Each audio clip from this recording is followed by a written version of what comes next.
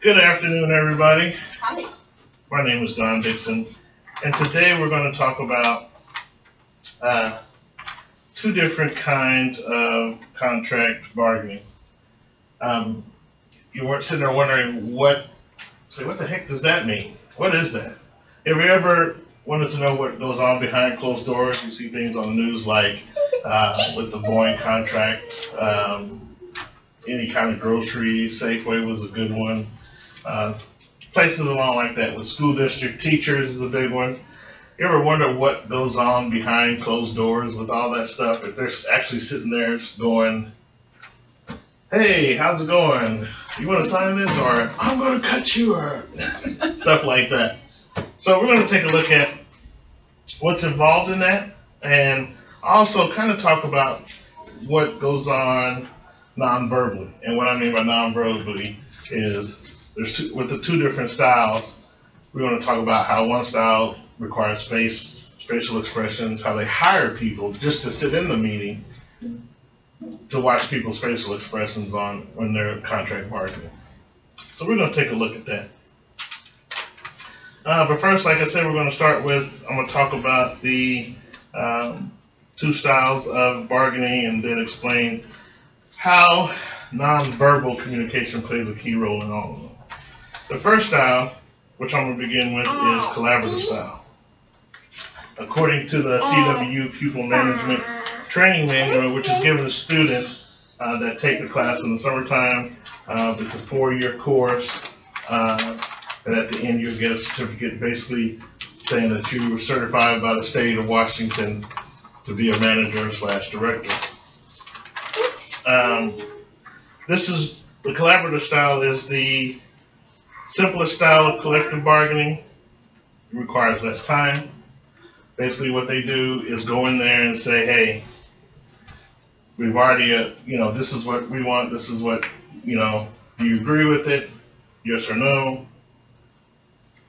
You sign off on it, and then you're done, pretty much. So you may be there, get there at 8, you're home at lunch at noon. It's a very quick process.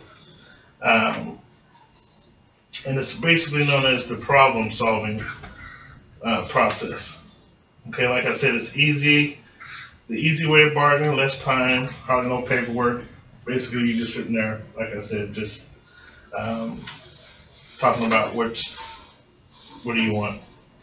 That style is hardly ever used by anybody. You may have a few grocery store unions use it, like for your sackers and checkers and stuff like that, because it's real quick.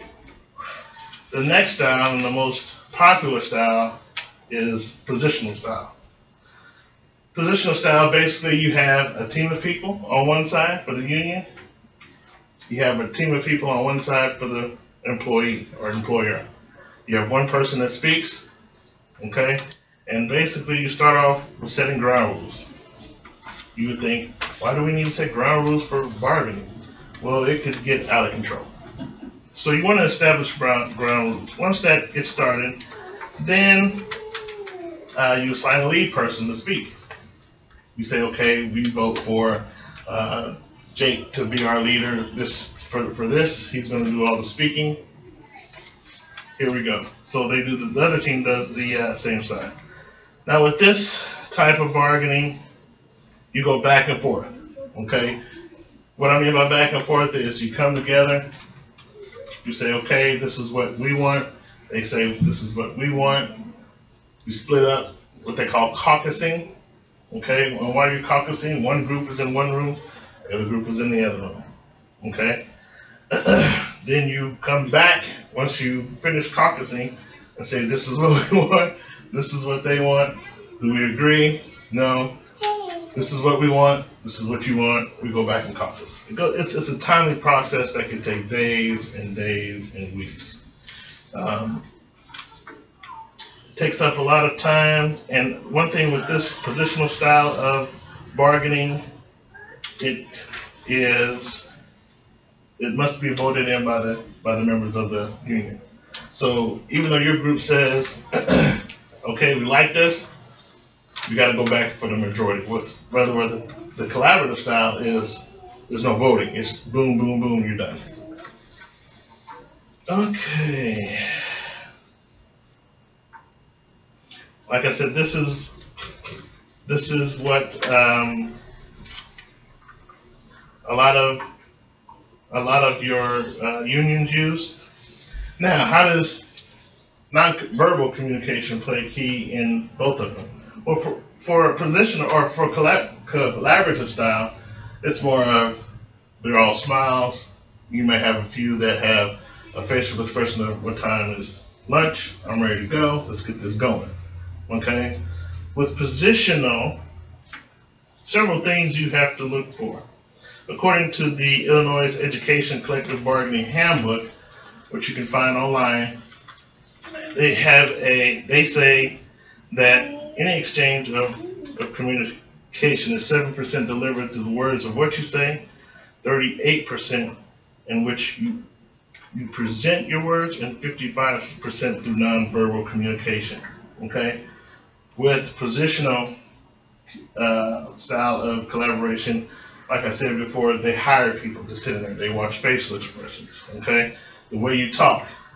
Just like watching a TV program the other day, and in fact it was Star Trek, and Worf, if you ever listen to Star Trek, came off from a mission and says there were no survivors. The captain said, I understand. That's a form of nonverbal communication, and kind of what goes on in the positional style of bargaining. You have to watch for emotions behind words. Okay? The way somebody says it, their tone, their pitch, their body movement. One thing that when I was a part of the Tukwila School District contract bargaining session, when we brought up money, anything that had to do with money, the district representative would fold her arms like this, which meant to us like, ooh, that's a touchy subject for her, and it was brought up. So it's just that type of nonverbal communications that you look for when you're doing contract bidding or contract negotiating. With positional style, the book says you must do a certain amount of things. You must be articulate. Okay? Express your voice clearly. Watch your demeanor. Okay? Don't look nervous, because if you look nervous, that means that they're going to try and take advantage of you. Don't act aggressively. Okay? Don't be shouting. Getting in a shouting match will not get you anywhere.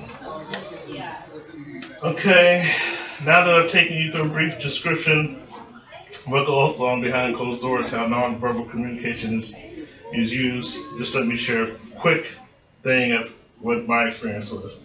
Like I said before, when I was with the Tukwila School District, we did the same thing.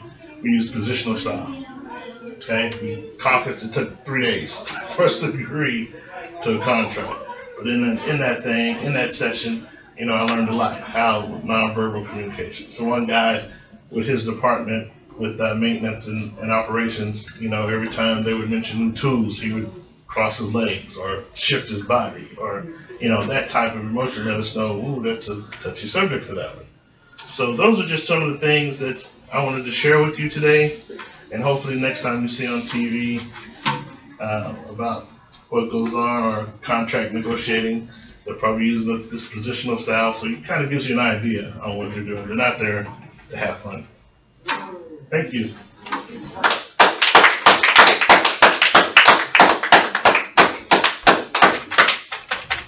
Awesome.